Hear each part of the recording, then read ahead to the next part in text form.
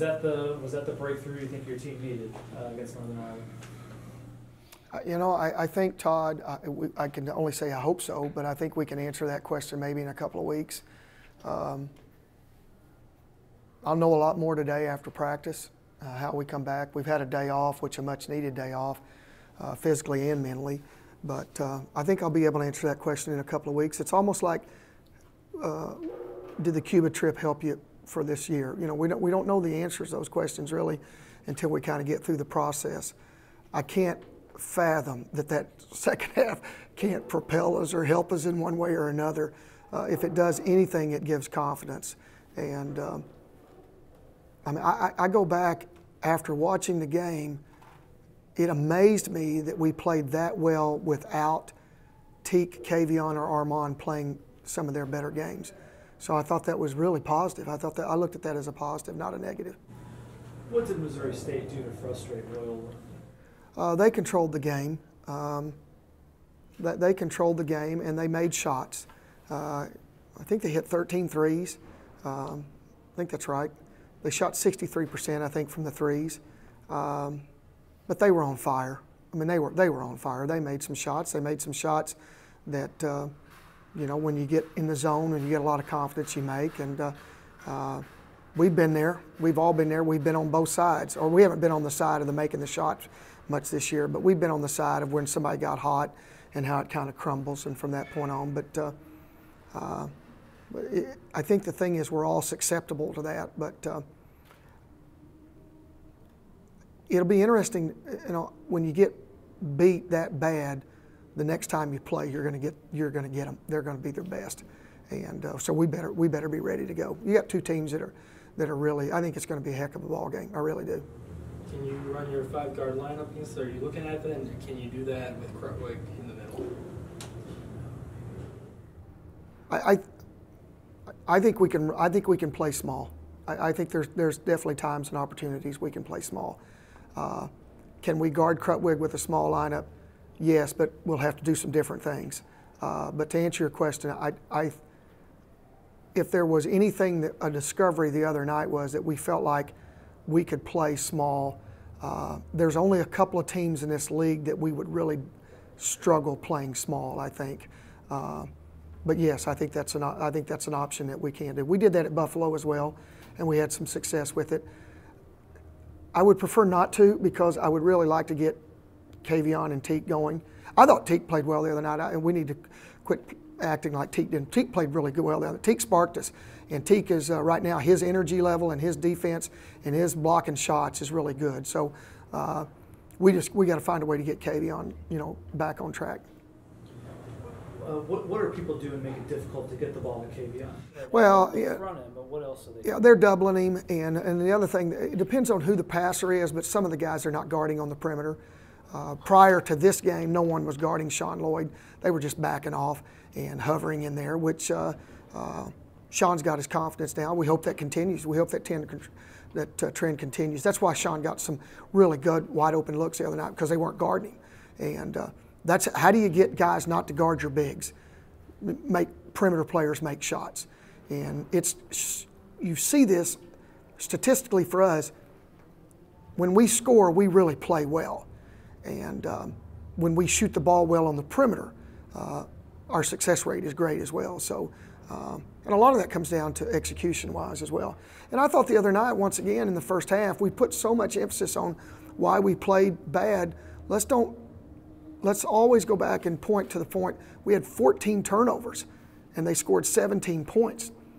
And I told you in the game before that with Bradley, we didn't, Illinois State, 14 turnovers in the first half. We only had 24 possessions where we had an opportunity to score. That's really hard. And I thought our defense the other night in the second half was great. And it really didn't show it up statistically, because when they turned it over that many times in the second half, it doesn't go down as a field goal percentage stop. So you talk about all those turnovers we forced. They shot 43% in the second half, but they really didn't, because they turned it over so much. So I thought our defense was big. Custer is, I think, shooting 33% the past 5 games and has only made 2 shots in the past 2 games. Anything on film that you see that's affecting him, or is he kind of in a funk like Sean was? I think yes, I think there's something that we've seen on film. I don't want to talk about that, but yeah, there is a common denominator there.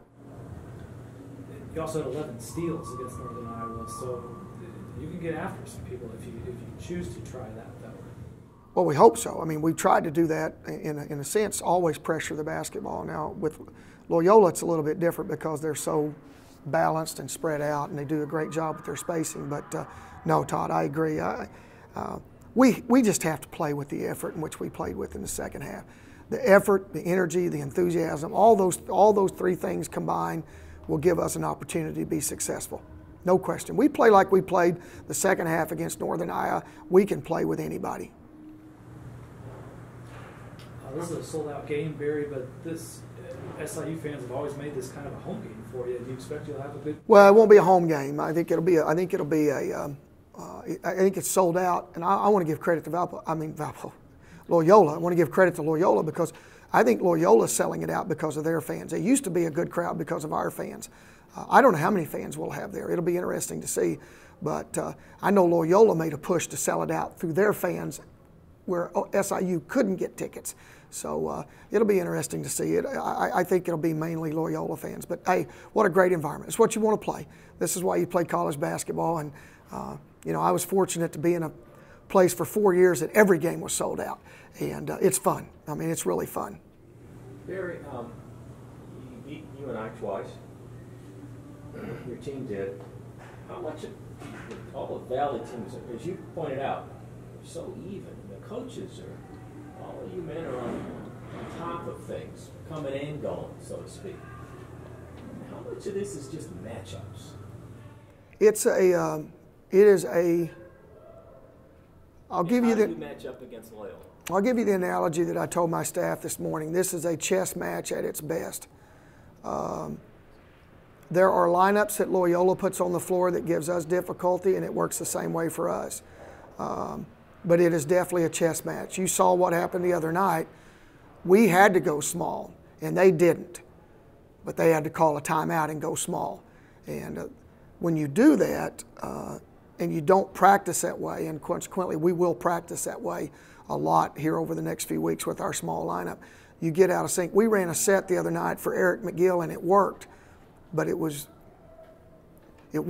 quite the way we drew it up, but it was exactly what we ran a lob play for Eric, but we didn't execute it right. But we executed, well, 4 guys executed. The freshman forgot what to do at the very end of it, but it was okay. But we'd never had that lineup on the floor before, and we were trying to do it in a 30 or a TV timeout, and we got it. We got the bucket off of it. It worked out well, but that's the issues that you have when you start. So to answer your question, chess match, I think we match up with Loyola in a great way and in a bad way sometimes, and that's when it'll come. You'll see what we'll do on the bench. I don't want it to be a hockey game, though. I don't like that. I don't like hockey game substitution.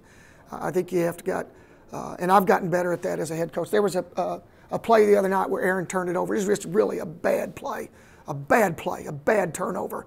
And I'm getting ready to sub him, and one of the coaches caught me, and I actually caught myself before he said it.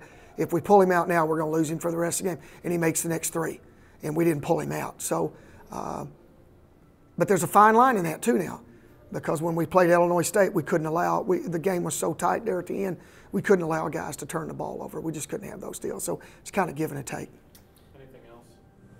Coach, I was going to ask, some of the slow starts you've had, like Drake, and they're up 18-2. I think you called one timeout against Northern Iowa. Are you more inclined to be more aggressive with calling a second timeout, or trying to let them play through it, but you don't want to get down 20-2 again? There's always a number in my head, and it's different from every team, but there's always a number in my head, and I go into it, Barry, this is when you're going to call a timeout. A lot of it has to, it's just, it's 38 years of doing this. I made a mistake last year at Loyola. We got down 12, and I didn't call a timeout. The number in my head was 10, and they hit a quick one on us in 12. I'll be a little bit faster to burn a timeout than that. I almost called a second timeout against Northern Iowa, but I just felt like if we were going to get back in this game, we were going to need all those timeouts down the stretch. Never in my wildest dreams did I think we'd have a run like we had where we wouldn't need one. But, you know, sometimes they work out, sometimes they don't. But, boy, I hate to call 2 timeouts and a half. But I will. I just don't like to do it.